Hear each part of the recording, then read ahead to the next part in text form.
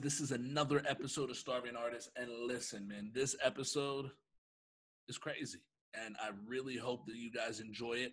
Today on the podcast, I got my brother, Chris Brochu. Look, you guys, I know you know Chris. You have to know. There's no way you couldn't know Chris. Chris has been on Hannah Montana. Chris was in Lemonade Mouth. Chris was in Soul Surfer. Chris was on the Vampire Diaries. Chris was on The Magician. Chris is on everything. Chris is one of the hardest working people I know. And outside of the acting, man, he's an amazing musician. He's Spotify, Apple Music, YouTube. Look it all up, man. He has so much music out. And if you want positive vibes, if you want to turn up, man, and just kind of feel good about yourself and about life, listen to his music. We talk about, look, Chris and I go way back. We met when I was probably like 8 or 9 years old here in Tampa, Florida, and stayed in touch to the best of our abilities. I live in Florida, he lives in California, but it was great to be able to reconnect with him. We talked about back when we first met. We talked about him moving to LA. We talked about his time with Disney and Nickelodeon. We talked about his time on Soul Surfer. We talked a lot about the Vampire Diaries and how the Vampire Diaries saved his life. We talked about music, and we talked about his love for gardening and building and stuff like that. Listen, man, we kind of go all over the place, and that is my bad. I was just so excited to talk to my brother, and there were a few interruptions by my son. So, we're going to cut some of it out. I'm not cutting it out. Derek's going to do that. I don't really know what's going to be here and what's not going to be here. So you might just be able to throw this away. I don't know. But if there is any cut interruptions, that's my bad. My son woke up and came to join the party. But this is another episode, and I really hope you enjoy it. So without further ado, Chris Brochu. Everybody's aiming for the top, trying to make it before all your time is up. We stay up on the grind all day, non-stop. Welcome back to another episode of Starving Artists. I'm LJ Jones, and look, I have an amazing episode lined up today, man. I cannot be more excited to welcome to the podcast my brother, Chris Brochu. What's going on, man? How are you? Hey, brother, man. It's going good. Long time no see. Absolutely, man. I think I was like 12 the last time I saw you.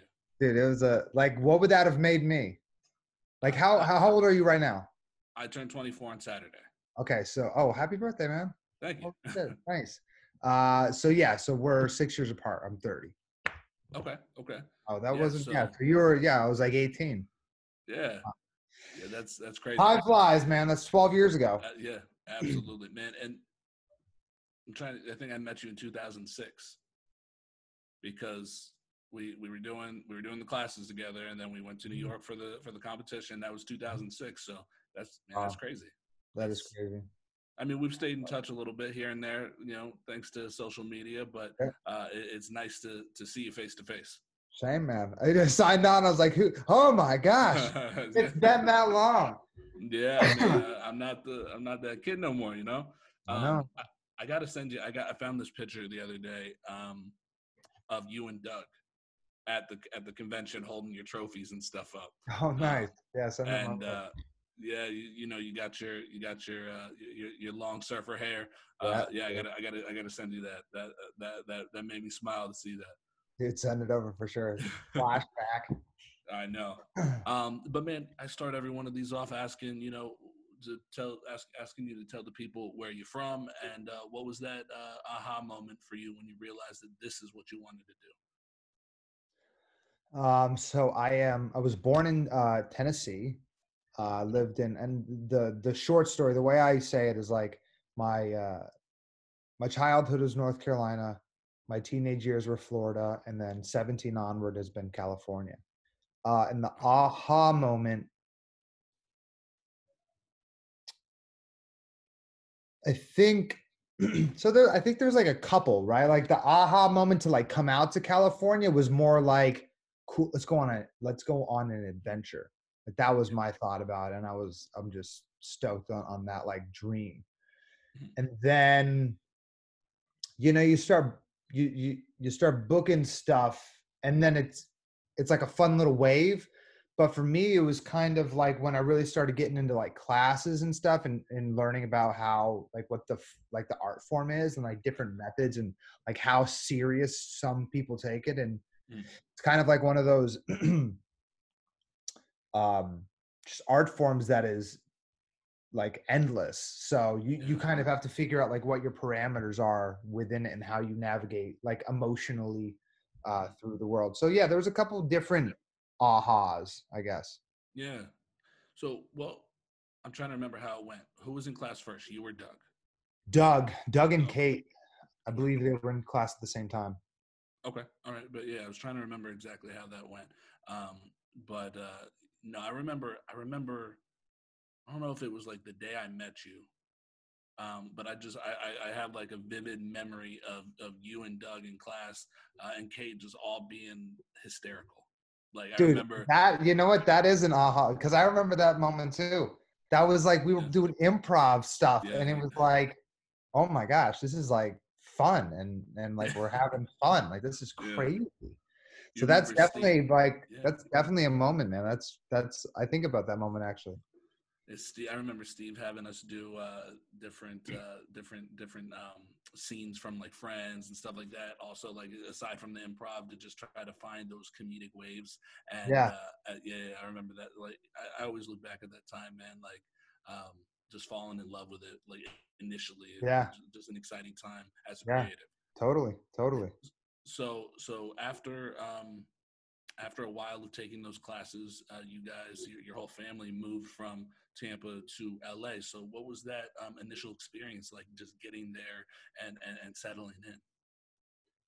Dude, like just surreal. Like I said, so like we basically said, yeah, if we can save the money to Mm-hmm. go do it for 3 months, then we'll go do it.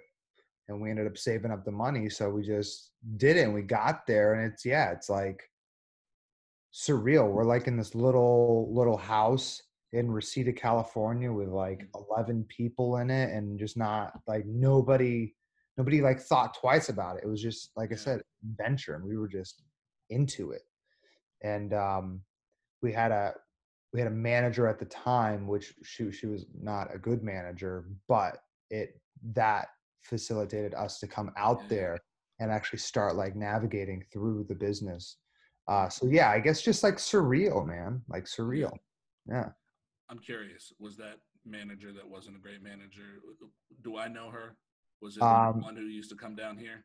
potentially, yeah, Okay, all right, yeah. That's yeah, a off-camera conversation. I was yeah, curious. Sorry. exactly.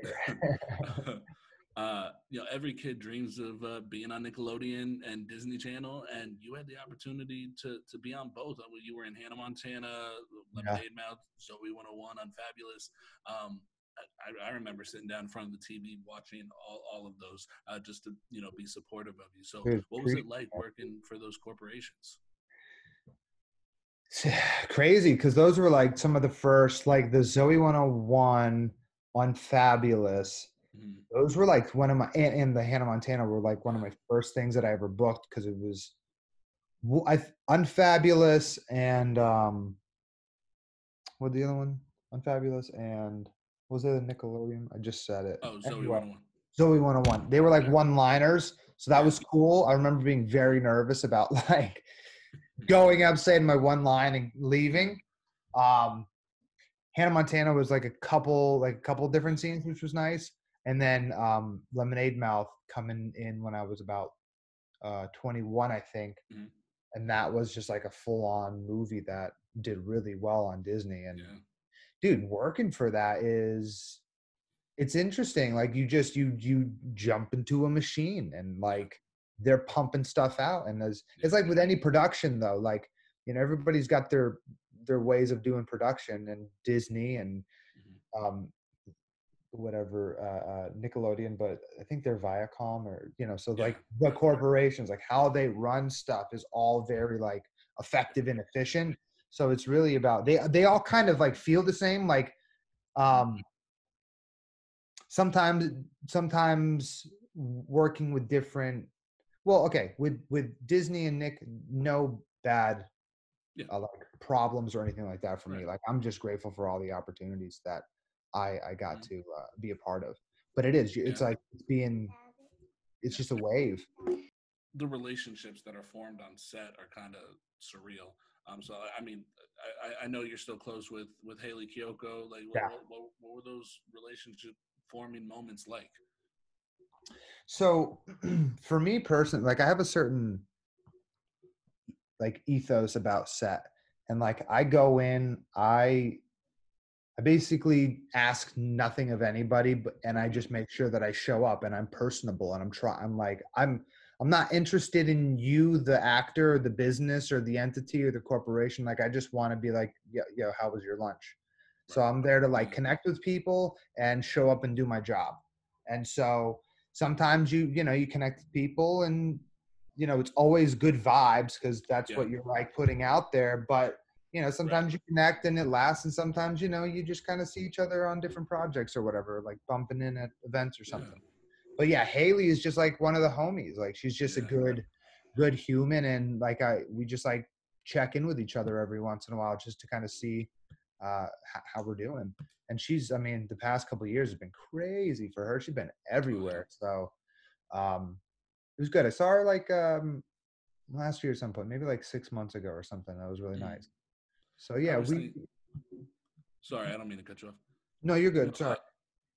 no, I always think about like how especially on a set, like working on whatever it is you may be working on, like the group of people that are there, like you guys are the only people to experience that experience. So just to kind of have that connection is really cool, especially for you guys, because I think Lemonade Mouth is probably a really defining moment in both of your careers. Yeah, it definitely helped. Like I think there's all these just little stepping stones that you Yeah. hit, and without one, could the other have happened? I don't know. Mhm. But when I go back, I see those as like, yeah, definitely defining moments for sure. Absolutely. So, and then shortly thereafter, you booked Soul Surfer, which was a Yeah. massive movie. So you know what? Actually, it was Soul Surfer first, and then Was it okay? Lemonade Mouth. But they may have. I don't know when they actually like released or whatever, Yeah. which one came out first. But yeah, they were literally within like 6 months of each other or something. Right. Yeah, it So, what was was that crazy. experience like? Like from the audition to the filming to the press, like for Soul Surfer. Soul Surfer was one of the first ones that it was one of the first times I ever read a script and it was like, this is my movie. And Yeah. I've done that a couple times, and I've done it a lot of times where it absolutely wasn't. Like I think I tell myself every time, like, this is my movie. You know what I Right. mean? Because I think that's just how you have to be. But that was one of those times that super just clicked because I read the script and it was like all just I just loved it. Yeah. And that was super crazy. Well, so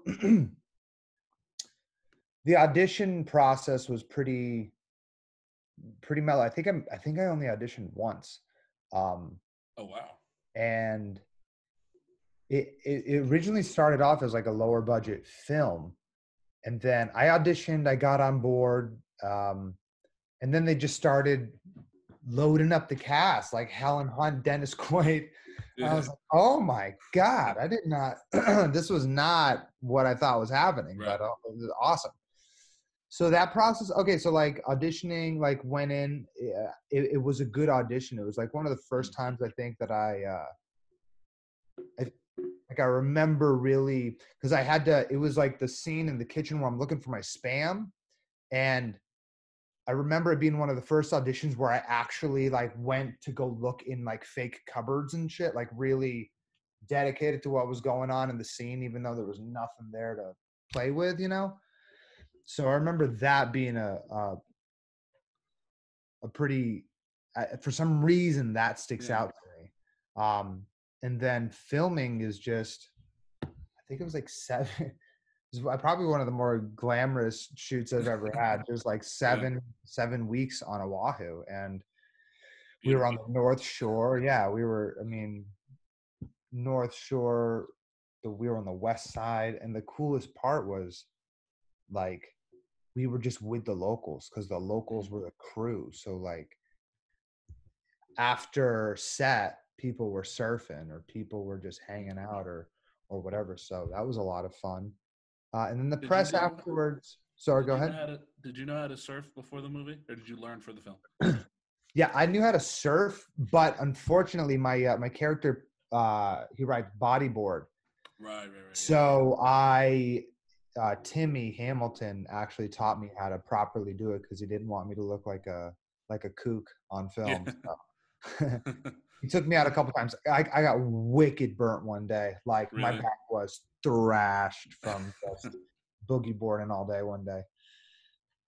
I wish I had that in me to do those things well, but unfortunately, I can't. I try, The boogie bust board? my ass.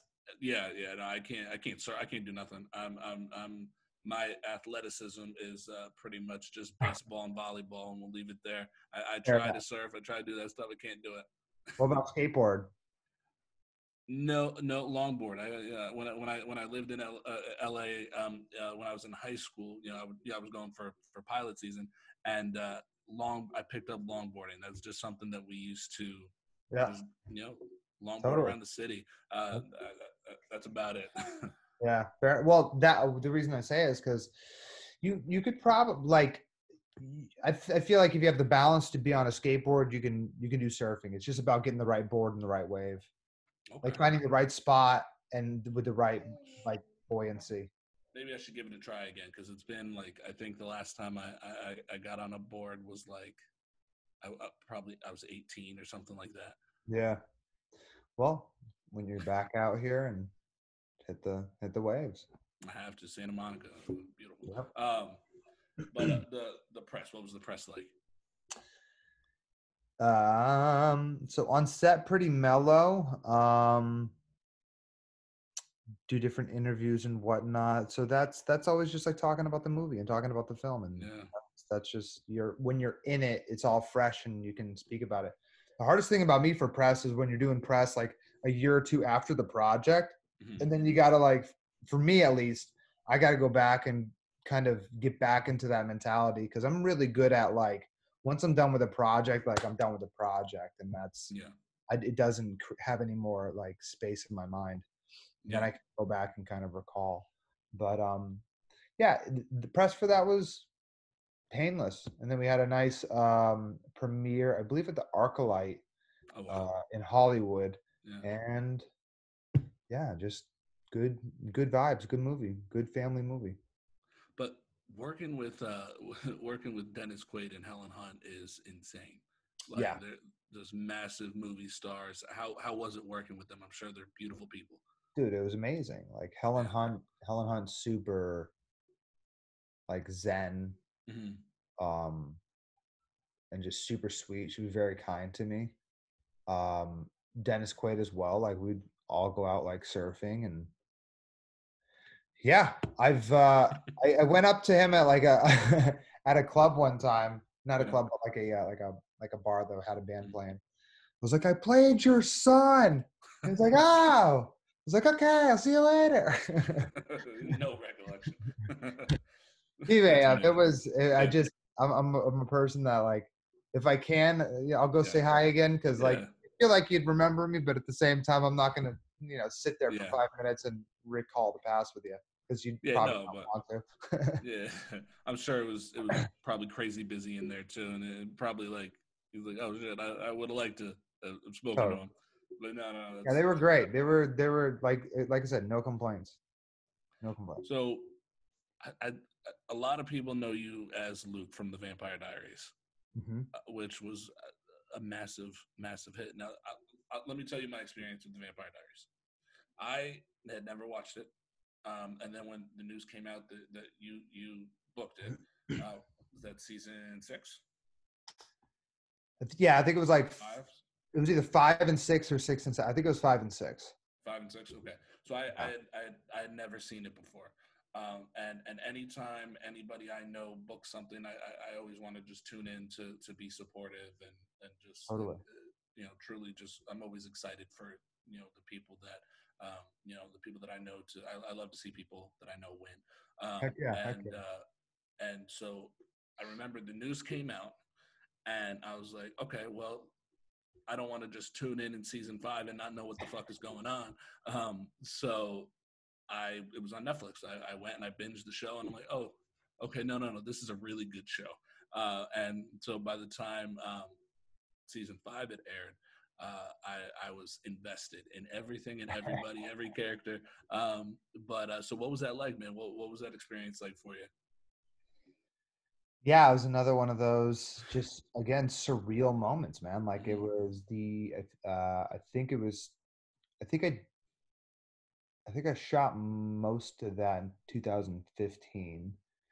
So it was my last audition of 2014, Mm-hmm. and didn't hear anything, and then I got the call in January, and then yeah, went out there, and I was just on and off for like 14 episodes. So it started off as like guest star, possibly reoccurring. And so okay, and so, every episode that I got after the first one was just like a bonus. Yeah. So yeah, they kept me on for 14 episodes, and that was, I mean, fantastic. And the cast, same thing, like very.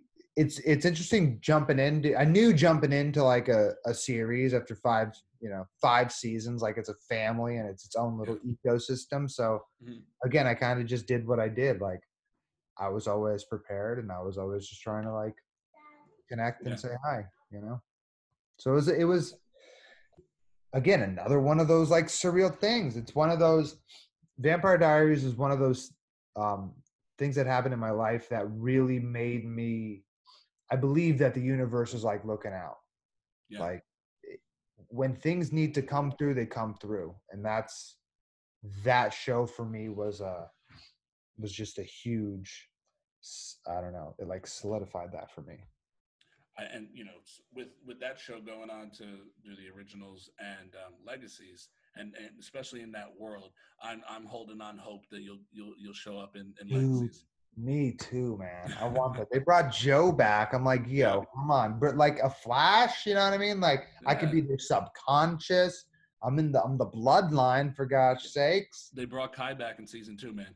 Come on, that's what I'm saying. Bring the Look. Wonder Twins back. That's Yeah. all. Jeez, man. That'd be amazing. And Oh, let me tell you something funny. I don't my recollection of the timeline is a little fuzzy. So with whenever the news came out that you were cast in it, I don't know if it was before or after, but my agent had got me an audition for Kai. Now, oh wow, of course, Chris Wood is perfect Kai. Nobody else could have played him, dude, but yeah. that's interesting. Like that's amazing. Oh yeah, that's awesome. Yeah, and he played it very differently than I had envisioned it, and his performance was chilling. So, what was it like working opposite him? I loved working with Chris. Chris and I like really connected. Uh, I thought he was such a good actor, and I Mm-hmm. love working with people that scare me. Like, like Yeah, I love working with really good actors because it makes yeah, me very insecure, which makes me work so much harder. And right. that's just like the reality of it. So I loved doing any scene with him because I knew that he was going to be one of the individuals that came in hot every time. And Yeah, I want to meet him, and I want to be that for him as well. yeah, yeah. So working with him was amazing. I really loved it. I need to reach out to him and just kind of see how he's doing. But yeah, Yeah. he's a really good actor. So your character was the first gay recurring character in the show, and I remember that being such an important moment. So what was that like for you to just be able to take on that responsibility? I mean, again, just like grateful. Like I I've got only love for my LGBTQ like Right. community, and you know, at the end of the day, for me, just prepping for that role is just like love. Who do I love? Why do I love? And that's Yeah. who do I need to protect? Why do I need to protect? Okay, great. Like Luke and I have a lot in common. Like I feel like I'm pretty in touch with like the feminine side of myself, and Mm-hmm. um, I appreciate I appreciate I appreciated his energy because he was about family and he was about like keeping the balance of nature, and that's what his job was essentially. So I loved having that responsibility and that trust as well. People really were I don't know, really connected to that character. So again, one of those things that just can only be grateful for. So I have quite a bit of friends who are super fans of the Vampire Diaries. So if Nice. it's okay with you, I did reach out to a couple to see if they'd like to ask you any questions. So Sure. I have a couple. I got 3 questions written down. Is that all right? Absolutely. All right. So um, Cassie asks, how difficult was it to embody the character considering a potential evil nature? uh, Considering a potential evil nature, With like being a part of like the Gemini Coven, right. and even like kind of the introduction was a little is menacing the right word? Um, you definitely seem friendly with Elena for a moment, but then going Totally. into that scene with Liv, I was like, Yeah, oh, what are they up to? totally. So again, the way I perceived it, because the Gemini Coven, they were involved with white magic. White magic is like the pure intention. Their intention is Yeah, to keep the balance of nature. Vampires are unnatural. So therefore it is their job to make sure that these unnatural entities don't offset the balance. So yeah, I feel very justified within the character of Luke to yeah, do anything that he was doing, because again, it's not about it's about him and his family, yes, but more importantly, it's about the balance of like humanity. And right, I love that aspect. yeah, So embodying that's so in my mind, I'm embodying like, and I think that's the way it is with every character, like yeah, I'm right. yeah, Like of I course, feel justified. yeah, So it felt good.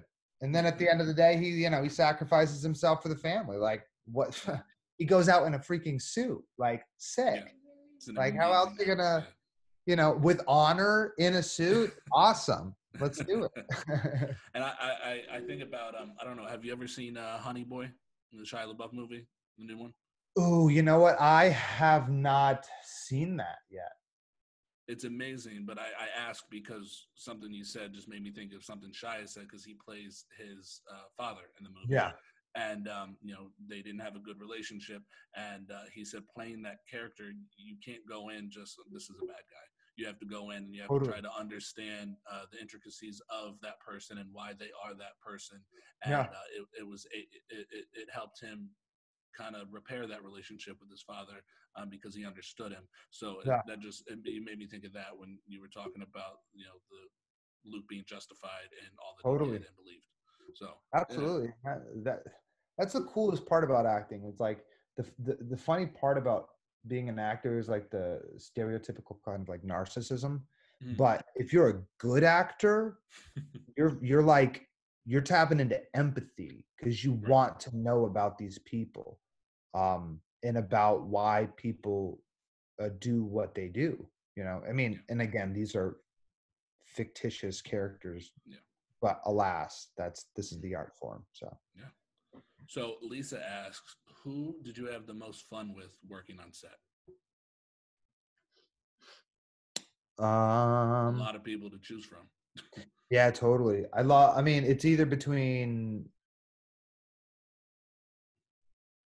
um I would say it's either Chris or Penelope, I Yeah, guess. keep it in the And family. we probably had the most fun with Penelope because we would oh, was it? I think it was Penelope. We played a trick on Chris one time because we were on set when he got his like name on the back of the chair type vibe. Yeah, hmm And so she ended up stealing it, and then she threw it in my car. And then I was driving home afterwards, and I had this like thing like flapping in my ear, and I was like, "What the heck is that?" And I pull it, and it's Chris Wood, and I'm like, "What's going on?" And Penelope was like, "Oh, I thought that was the other Chris's car. Okay, just keep it, just keep it." And so yeah, we held it from him for a little bit, and then we gave it back. So I don't know, we'd have fun. That's Penelope, amazing. probably, yeah. That's amazing.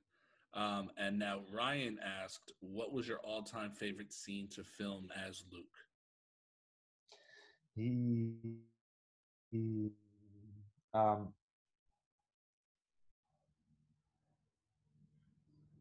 that that last scene was good. The merge was good because it was like complicated. Right. And there's like a lot of interesting like camera movements when it's happening. So yeah, it was like technical in a way. Mhm. What was the other one?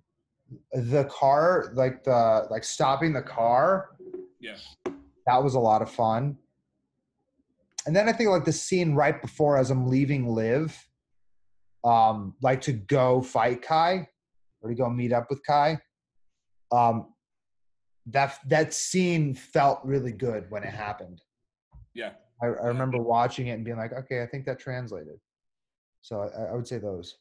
No, I always felt like the merge was such an epic moment for you, and it kind of um, maybe sounds weird to say, but I kind of felt proud of you in that moment. That scene and also your scene with Tyler was two of my favorite scenes for you. Yeah. In the Lockwood Estate, I believe it was. Uh-huh. I felt like just you were acting your ass off, and You're talking about enjoying like to with watch. Liv, me, and Tyler in the Right. mansion. Yeah, Yeah. totally. That was a fun. Yeah, that was a good. Yeah, man. That whole series really like I just got into Howard Fine's acting studio, Yeah. who's an amazing coach or like teacher out here. Mhm. And that whole like series just allowed me to just explore and really try and like figure out what my process was and like how to be a good actor. Like I didn't really even consider myself an actor for a while just because it felt kind of like weird to say and whatever. But there was a point where I just started calling myself an actor and calling myself a musician because that's what I'd been doing and that's who I am. So it's Absolutely. yeah, it was a that that show was good times for sure. So you've said you've gone on record saying that the Vampire Diaries saved your life. Yeah. Can we talk about that? Like, tell us about that. Yeah, totally. So like legit, I'm pretty sure this is how it happened. Um I got because I'm pretty sure that news came first. So like I got a mole taken off of my back. And then I got oh no, it didn't. Vampire Diaries came first, which allowed me to get like health insurance, Mhm. which then allowed me to um basically survive this whole situation. So anyway, I got nodular melanoma, which is like an aggressive form of skin cancer, and it was on my back. And then it ended up being like a pretty deep mole, and then it transferred like to my sentinel node in my armpit, which technically classifies it as stage 3A. Um, and so then I had to get I really have to go back and look at this timeline again because I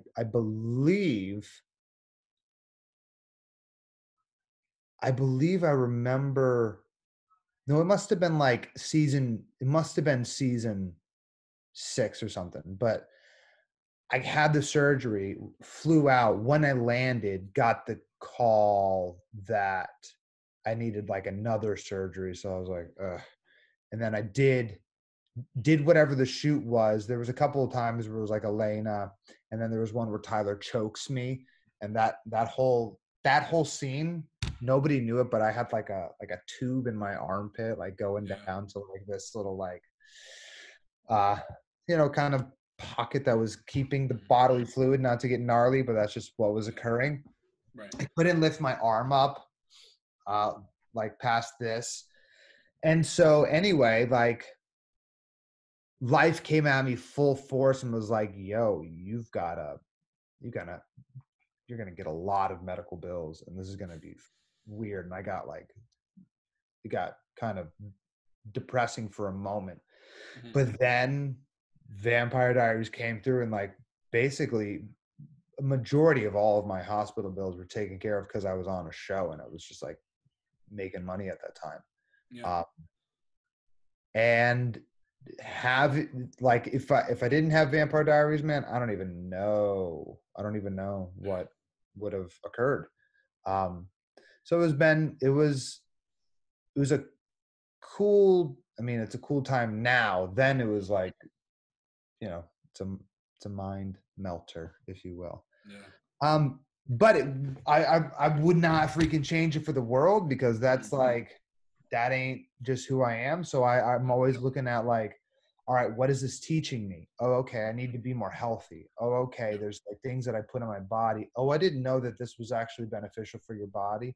Oh, wow, this is how the human body works. Like, just like getting reinvested in me and just like humanity. So it really freaking shook me and woke me up, and which I'm super grateful for, because my life has been better for it. Yeah.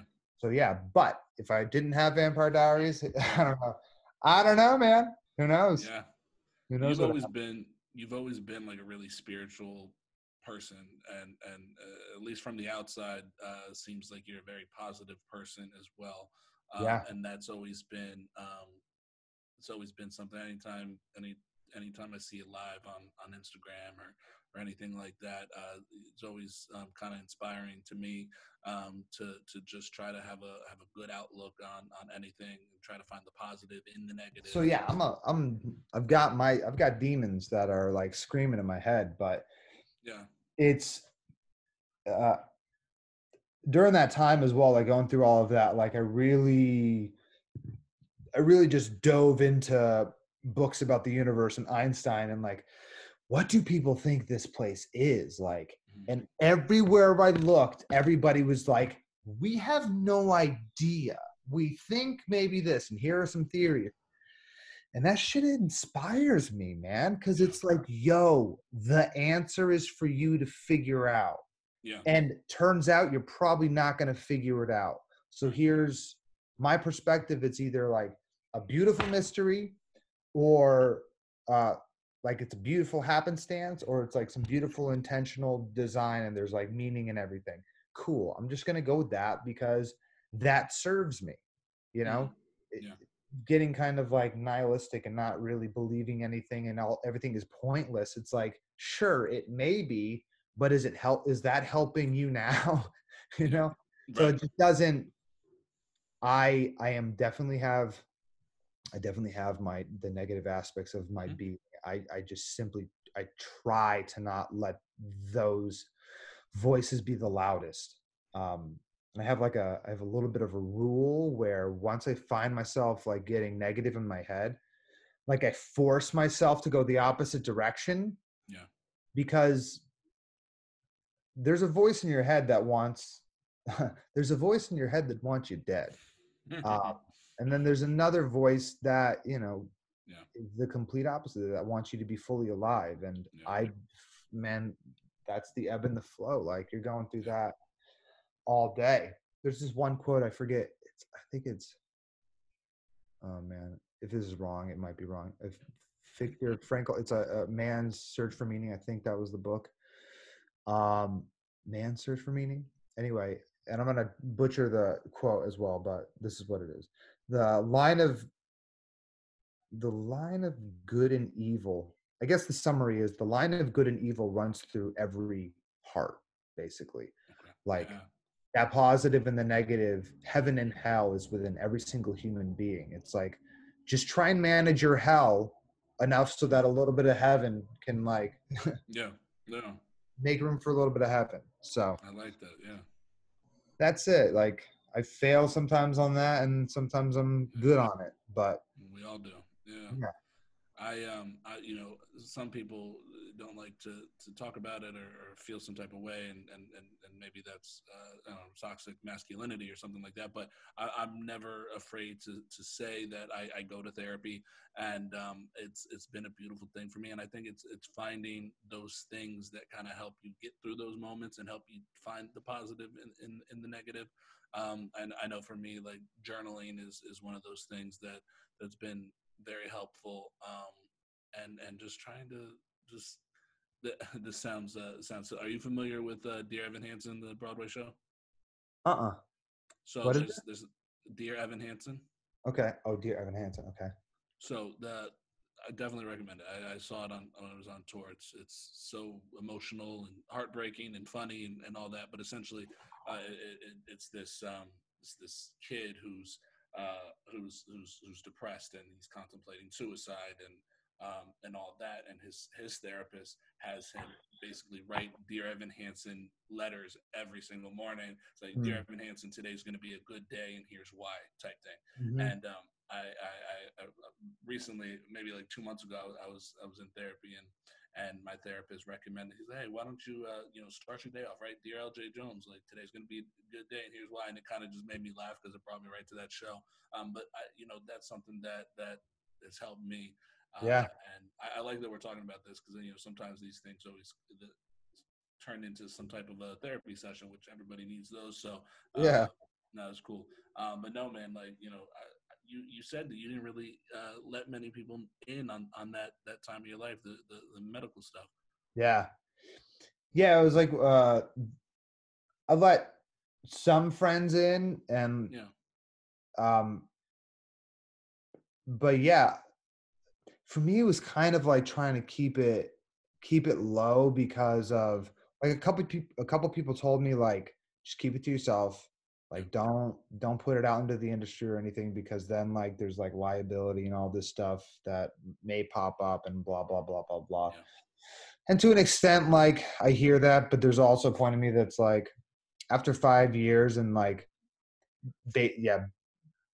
like not having any more problems, like I don't, I'm not gonna, if I think it's gonna be beneficial to somebody, like I'm not gonna not. Right. Whatever. Yeah. If there's repercussions, there's repercussions. But well, I'm glad you got Vampire Diaries, and I'm that was able to help you get through that moment in your life. I'm glad you did let some friends in, so you didn't have to go it alone. Yeah. But no, man, I'm so happy that it all worked out for you. So let's talk about music. Let me tell you this. Man. There's not a day that goes by that I don't start my morning out listening to Hustle. Really? Since it came out, man, every day. Hustle is the first thing I listen to. It kind of motivates me and gets me up, gets me going. Right on, man. Yeah, let's talk about music, man. What's music been for you? Music's my therapy. Music is my art form. Music's my it's my meaning. If I had to pick one or the other, it would be music over acting, because it's a medium that I don't know. It's like I said, I need positive reinforcement just like anybody does. So that's why I write these songs. Some of these songs, I mean, I guess most of my songs are relatively kind of, I don't know, positive or introspective or something of that nature. So for me, it's how I deal with the world and like my feelings. That's my biggest therapy. And then when I'm going through something, I'm trying to figure out what I need, how I feel. Yeah. And then also if somebody else is going through something, how can I also write this in a way that allows somebody else to sing the words and have it mean something to them as well? Yeah. And that's basically like sometimes the songs are just about like what I want them to be about, and like kind of being a little bit like confident and like boisterous and kind of like that type of vibe. And then there's the more kind of philosophical moments. It just really depends on Hustle kind of has both of them in there. Hustle has yeah, both of totally. It was one of those ones that it's like a very when I get the opportunity to record my like album, like it's gonna sound so different. Like Home and Hustle and all of that they're pretty like poppy. But I love them. That's the way they came out, so that's the way they are. But there's gonna be some more like kind of grungy, Yeah. but still same. Like we're still in the singer-songwriter Mhm. lyrics, Yeah. but I want more like Alabama Shakes and Yeah. um, what's his name? Shaky Graves. Have you heard of Shaky Graves? I haven't. I'll have to check them out. Yeah, you probably like him. Yeah. I was driving to Miami with a friend of mine, and I threw your album in because I have the physical. I have the physical of life, Jam. and I threw it in, and we're listening to it. My friend loved it. He's like, "What what genre is this?" And I didn't know how to how to Dude, answer. So it's so what do you true, call it? dude. I don't know. That's my biggest. No, I don't know. It's my biggest problem. But it's like they're just. I think the way I think it's happening is they just come to me when they're supposed Mhm. to, and all of those are singles, so they kind of like stand by themselves. Mhm. But the songs that are coming through now feel very like an album, and they all Okay. sound very similar. Like, Mhm. well, they would be grounded in like a similar sound. Yeah. Um, so yeah, I think a lot of that is just it's like evolution and exploration Yeah. and kind of music's always inspiring me. Like I love reggae, I love rap, I love rock, I love soul, and I love Yeah. blues, and it's just Yeah. it's a mixture of all of it. And I love poetry, so it's a mixture of all of it. Yeah. I grew up to be a hip hop head, so your Biggie reference in Yeah, dude. is that CMB? I Is think that it's that intro, yeah, CMB yeah, for sure. yeah. So I'm I waiting for love that his to like actually. We'll see. Like I'm trying to speak that into reality. We'll see what happens. man. Easy, please be in your seat. If I'm giving a speech or receiving a Grammy, Yes, I please. love it. Thinking back to when I met you, man, you were in a rock band, right? Yeah, like So rock, like punk rockish. Yeah, yeah, so just there's a lot of I don't even want to say growth because the punk rock was great, but it's just like kind of your ability to do different types of music is it just kind of shows your talent. Yeah, thanks, brother. Yeah, I think it's it's like it's an evolution. Mhm. It like it started out like I started writing songs like 17ish, and that was all like emo punk rock, but also like Dashboard Confessional and like all these super emotional, Yeah, I don't know, artists. But I also grew up on country music, so like I love certain melodies in country. I love certain feelings in melodies in like punk rock. I yeah, love flows in hip hop. I love the vibe of reggae. I love the soul of like soul music, yeah. and just like the sadness of blues, and just whatever's whatever's coming out. But it has been a yeah, because if you go on Spotify, there's like two songs from Lemonade Mouth on there. So if you hit that first, you're like, who is this kid? And then you'll get like probably like three different genres and all the other Yeah. tunes. So I don't know. I think that happened like 2 3 weeks ago. I was driving to work and oh, no. I used to so I live in like Newport Richie, but I used to work in Tampa, so it was about a good hour drive, and I was listening to your Spotify, and I just put it on shuffle, and then all of a sudden Yeah, Lemonade Mouth came on. I was like, what just happened? I know. I know. But Hey, still banger though.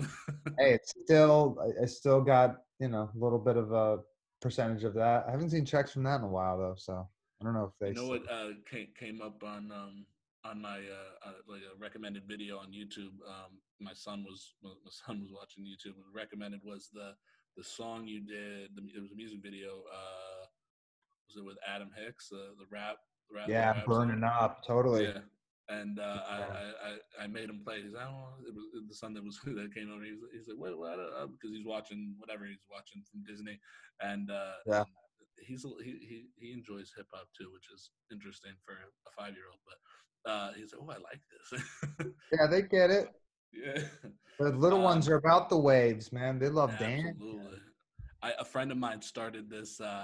this positive hip hop for children kind of character. It's called PJ Panda, Got it. and so he kind of turns nursery rhymes into hip hop, so it's bearable for parents. Uh-huh. And he did like a Baby Shark and stuff like that. It's funny. That's But awesome. It's a smart so business model too. Oh, absolutely, and it's. I mean, just like I remember, because right before he started it, like he was just kind of like low on money, and he was able to kind of turn it into a full time thing, Yep. and that's it's just the mind of a creative, which is amazing. Just seeing something come to fruition like that is really cool. But back to your music, man. Something that like that I just love about your music is that you're able to piece together all of that to form your own sound.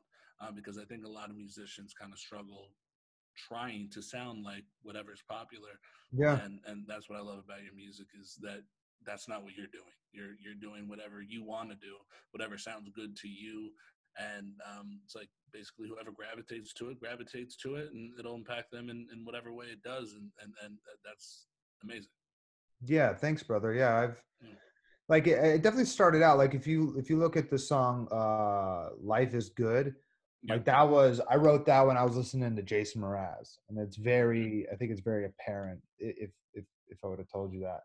Um and then but there was I forget I don't know what song it was, but that's and I think this is good for everybody that wants to do anything, man. It's like you have to emulate first. Mm. You have to try and like be somebody that you admire. And once you start aiming for that, you're not going to be that because you're not that. But what you are starts to like come out of you and you start to understand yourself a little bit more. And with me, just for music, I can't even take responsibility for some of these tunes. Like they're just Yep. coming. And Right. it's, I mean, they're based off of my like psyche and like what I'm thinking about and how I feel. But these things just come and I just have to like write them down so that I don't forget them. Yeah. So Well, it's a, I can't wait for this next album. Is there a timeline for it, or no, I'm not you even. So like right now what I'm about to do next, like musically. So I'm probably gonna. I've got one track that's very poppy as well, poppy sounding, but I'm only. It's gonna be kind of like spoken word in a way, okay? and I want lyrically. It's kind of it's like hustle lyrically. Okay. So it's gonna be another one similar like that, but I want to release it for free. I want to take donations.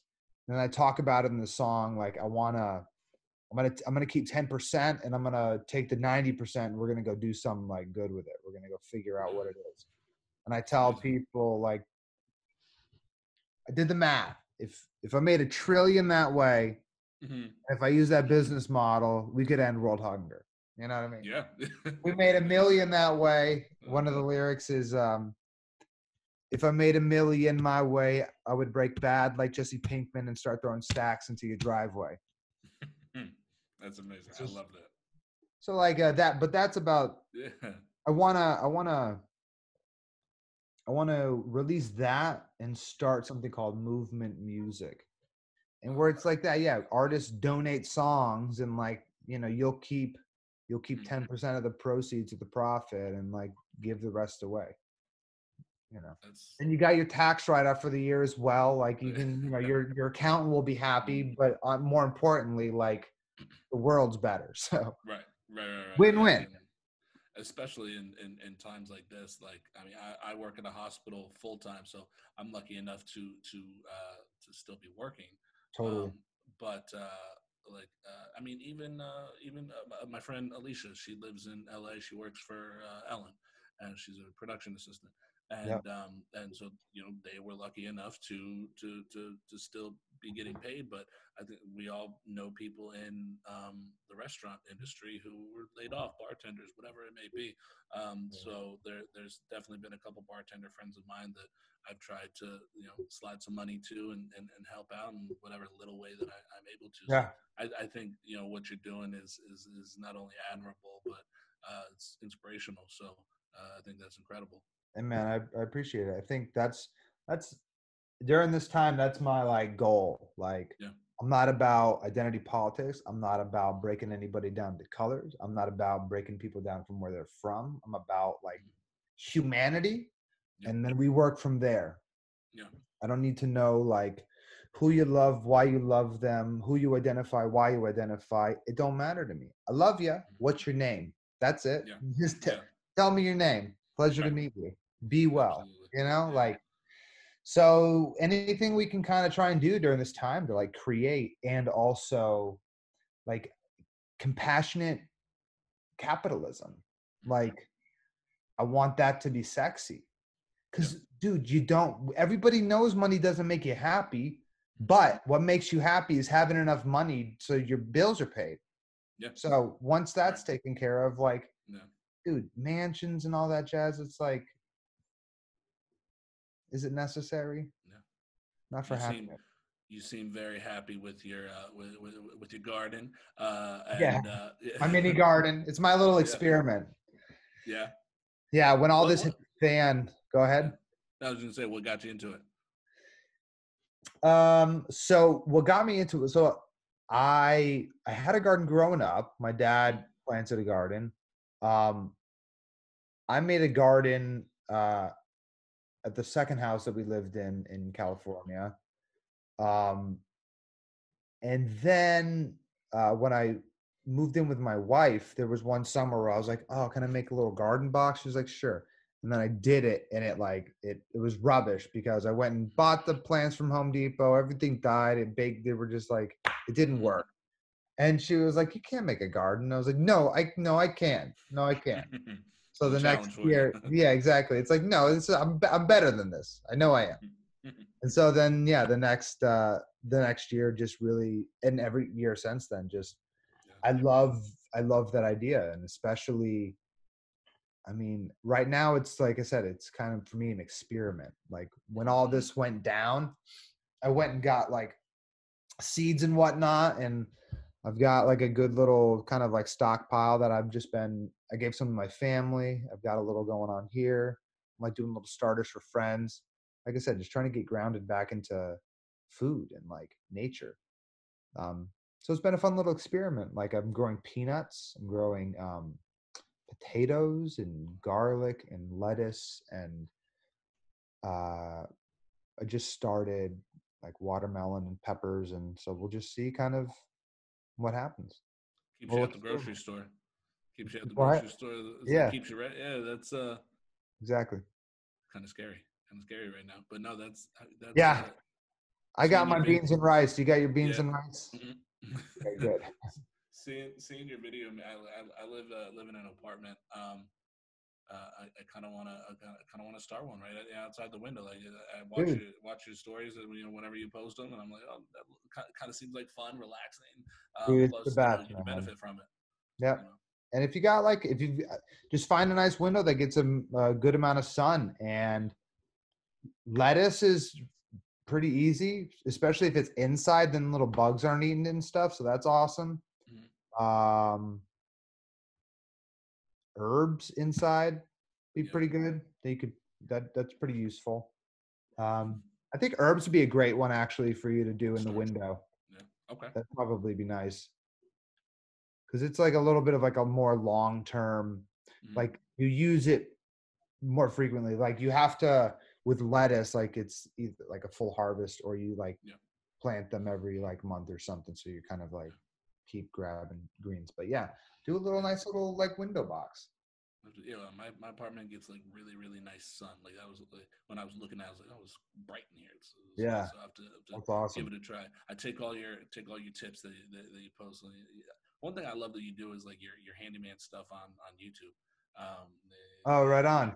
Building stuff, and it's like I haven't, but it makes me want to try some of those things that you've done. Yeah, man, that's like That's your way of staying creative, or just staying totally just like yeah. so for like I've got a video up there called Clamp Lamp. I don't know if it's still. Yeah. Sometimes I put it on private, sometimes I don't. I don't know.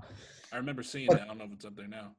yeah, that for me is just like I found that clamp at an estate sale and just thought to myself like, oh my god, this would be the sickest lamp. And then one day just had a little bit of time, a little extra money, and made one with the idea of like, again, I put them up on my website. Yeah. So if somebody wants them, like I think I built it for like $100 with all the wiring and everything. Right. And so then I throw it up on my website for like $225 if somebody wants it. Sick. If not, like it's literally just sitting in my house right now. That's that Really light cool. right there. That's amazing. I love it. So with with everything on lockdown, the industry is shut down. I haven't had an audition in 2 months. Same. What do you have on the horizon for when everything opens back up? So my latest film that I did called Recon was I haven't heard anything, but it was supposed to be released in theaters, like a limited release in the US in theaters. I thought before the summer. No, I don't think that's I don't know what's happening. I haven't talked to the producer. So that'll either be in theaters this year, or they'll probably find some like digital platform to release it on. So that's a film that I got going on, and it's the best. It's just the best. It's the best thing I've ever done. Is that the war film that you were working on? Yep. I've been following that. The news from that. I'm excited to see that. Dude, I can't wait to see it. It was such a good film, like a freaking dream for sure. Really good cast too. Dude, such a good cast. Such a good cast. I don't even know how it happened. So a producer friend of mine, I worked with him on a film. It was after Lemonade Mouth and Soul Surfer and all that jazz. So I was actually probably your age. And it was called Dawn Patrol. And that same producer was doing Recon, and they had looked like all over the world. And then one day he just was like, dude, I completely spaced. Here's the script. If you can get this on, we're trying to like get into production in like 2 weeks. And I was like, okay. And dude, like read the script, memorized the monologue. There's this one monologue that you'll see in the film, like we're walking through, and my character just won't shut up, and it's awesome. I can't wait, man. Was it originally called Peace? The change it was. The name? It was. Okay. I don't know why they changed the name, but they changed the name. It was based off of the book called Peace as well. So I don't know. Okay. Yeah, no, I'm excited to see that, man. Do you have anything else lined up? Are you ready to start auditioning again? Yeah, basically. Right now I'm getting my money hustle down, because I'm not, it comes and it goes, as you know. And right now I don't have a lot of money at all. I'm from paycheck to paycheck, legitly. So right now I'm just like, I teach acting 3 days a week. I'm also branching out and doing my own little private lessons for acting, and then also guitar and creative songwriting, and creating content to put on YouTube to just try and keep my independent music. I'm just trying to build the base so that once one thing hits, like other things can hit, and then just let the domino effect happen. But yeah, so just that's basically, there's nothing acting wise in the future. Had a couple good auditions before this went down. Don't know what that means. I've been close on a lot, like been getting like, I'm close. So we'll just see we'll see. We'll see how it goes. The close factor, like getting, all the callbacks and stuff, just kind of wait. I remember Corey in the House, man. I remember being so excited for you. Like it was up between you and Jason Dolly, right? Yeah, totally. That's I forget. I had It was MacGyver. I had recently had an audition for MacGyver. Nice. Actually, so I had an audition for MacGyver last year. It was a one-liner, didn't book. And then my agent called me at this has never happened to me. My agent called my cell phone at 11 p.m. Yeah. And she's like, hey, they called me at 11. I was like, what? So quick. Yeah. And she was like, hey, you remember you auditioned for MacGyver? I was like, yes, a year ago. What? And she's like, well, they just contacted me about seeing if you can have a tape in by 7 a.m. I was like, yes, yeah. And that was right before the lockdown. So it felt really. I ended up doing. I did one scene, and then I had to go. I had to do another scene a couple days later. And then the first scene was. I'll send you the audition. Get your feedback, because really the first thing that was they didn't send me a script. They gave me a quick little storyline, and they said improv monologue. Wow, what the heck? Yeah, and I've never anything like that. And then I got a scene a couple days later, but I'll send you the thing to see what you think. And that Super honestly, it was quite possibly my best audition, the just improv in a monologue, and I outlined it and stuff, but it was fun. Sure. It was to be the villain of the character or whatever, but no, it was fun. So this just popped in my head. I want to compliment you on this. Your 2 episodes in Notorious. Yeah. Your courtroom scene had my jaw dropped. You were really fucking acting. Excuse my language. The one in the in the news Yeah, right? Yeah. Right? 'Cause I think so. It's been a year since I saw it, but I think that's yelling. It was, it was news. It was in a news room or whatever. Right. Yeah. Nice.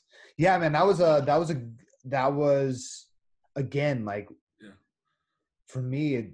That was one of those really strong. I felt so justified in my character because my character was trying to get. He was definitely doing some shit he wasn't supposed to be doing, but he definitely didn't do what they claimed he did.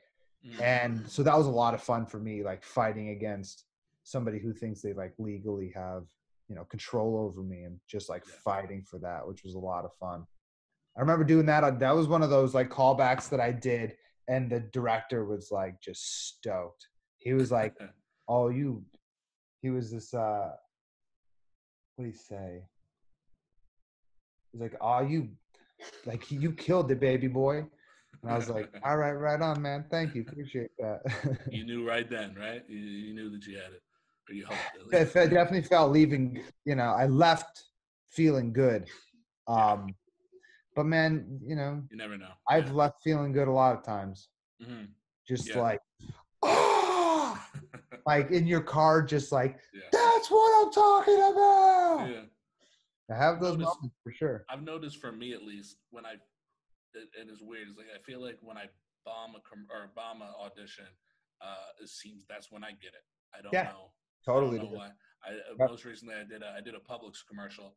It was a book straight from tape, and I was like, that was the worst audition I've ever done in my entire life. And the next day they called me, the booked it. I was like, why? I wanted to question. I was like, well, I did not do well. What did you like? They're it's a commercial, so we love your look. Yes. Yeah. Oh, yeah. Of course. So I always end these things asking, what advice would you give to any starving artists out there, whatever they may be aspiring to do? What advice would you give them? Be hungry for the right things and be selective on how you feel your appetite. Because, it's a bar. It's a bar, man. Here's the deal. If you need to do it, you're gonna do it. If it's something that, if you have something that means a lot to you, there's a reason for it. And for me, what I did was at like 22, I like all these good things happened. Like I had pretty decent success at that time. And I remember just like talking to the universe and being like, okay, I'm here. I'm doing this for a reason. I somehow fell into this, put in the work, and now I'm here.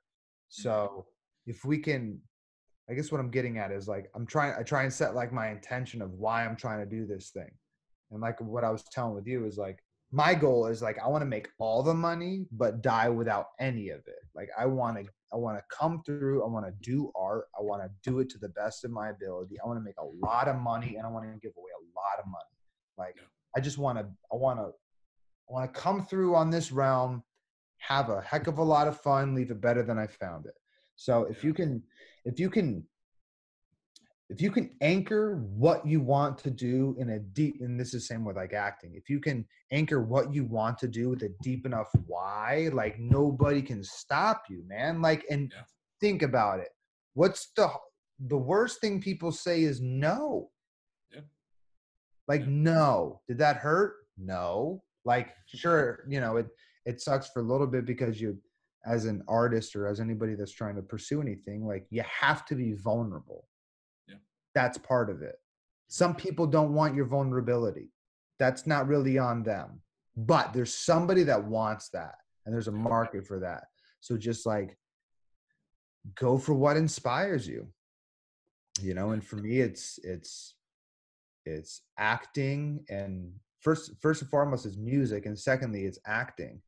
Music because I have control over that narrative, and acting because I get to meet all these people and like collaborate and create. So figure out what inspires you and do it honorably. Because if you want to do anything for just the money, like you can maybe do it just for the money, but it's not going to satisfy. Probably. Yeah, like, and fame is a complete rubbish like idea. That's so fleeting that it's not anything to shoot for. So if you're hungry, just it's so cliche, man. You just gotta go for it. You have a line in one of your songs. You say you do it for the art, not income. And that's, I mean, I posted that quote on Facebook a while ago, and got so much love on that. It's just that's the way to live. And when I say it got so much love, it got so much love from my actor, singer, rapper friends. Totally. Like this is why we do it. I forget what actor was it that. Forget who it was that said, if I never made it this far, I'd still be doing community theater for free because I love it so much. Totally. I've thought about that too. It's like, dude, I'm going to retire in a little small town one day and just like have fun with the theater. It's like roll up and be like, yo, let's play. Let's do it. And the next line in that song is equally as fun. I carpe kisses and never stress DM. Yes. So my advice to anybody listening is do what I do. Start every day out listening to Hustle. Give him his streams and his 0.007% on Spotify. Right. That's right. But no. Hey, and that's the whole pie, baby. I get all of that 0.07%. That's I put out a song because I do music. I rap. I put out a song, Party Next Door. Actually, no, I have a song called Starving Artist based on this, and or this based off that. And I got like 14,000 streams or something like that on there. Sick, dude. Is it on YouTube? It's on YouTube, Spotify, Apple Music, everything. Oh, man. Send me all the links, please. Yes, sir. Yes, sir. But I'm saying 14,000 streams. I think I got $62. Cool. I'll take it. I'll take it. You know, that's exactly right. I just want people to be inspired by it. You know what I mean?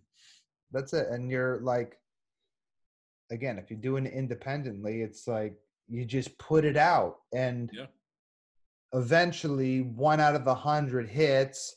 You make a little bit of money off of that, and then like just the process continues. Absolutely. You know, until there's so much content out there that it's just like it's an accumulation. Absolutely. Let's just create. Listen, man, this has been amazing. I've really enjoyed talking to you, catching up. Same, brother. I hope when I go to LA we can connect. Dinner's on me. Let me take you out. And I hope we can work together. And I'm a writer now. I'm gonna write something for us. Listen, I'm about the content, man. So like, yeah, if we got a project, send me some ideas, and we'll just kind of like just figure it out. Like, is a good enough idea? If it's a good enough idea, like, make it work. Be done. Make it work. Yeah. Listen, man. Tell your wife, your mom, dad, Doug, Kate, that I said hello. I will, brother. I hope they're well. Also, congratulations on your nephew. Thanks, man. Beautiful. So cute. Yeah, man, I'm happy for you and all your success. Like I said, man, I'm really excited that we were able to talk and connect. I'm glad you're doing well. Thank you so much for doing this, man. Dude, a pleasure. Sorry for making you wait. No, and I'm sorry for my son's interruptions. Nah. And congratulations on your son, by the way.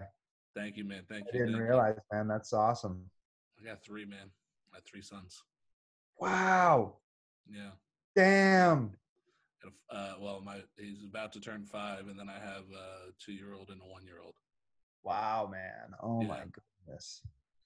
Yeah. You're busy. Yeah. It's a weird place to bring it, but my wife and I recently got divorced. So that's why she came out as lesbian. So completely animosity free divorce. I'm happy as can be for her. But it's weird, man. To come to be divorced and be so happy, not only for her, but just that it can end well, and yeah, man. 3 beautiful children out of it. Yeah, man. That's it, and that's the goal. That's how me and my ex were as well. Like, we weren't married, but like, ending a relationship where you guys like just respect each other and aren't like talking shit behind each other's backs. Like, just respect. Yeah, man, respect. Because that's how that's exactly how it should be, man. Like, you're in each other's life because you need each other for something.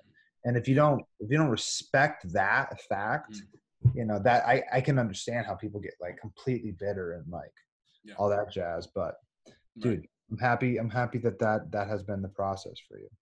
Yeah, absolutely, man. Well, listen, it's been amazing. I appreciate you. So this has been another episode of Starving Artist, and we'll catch you guys next week.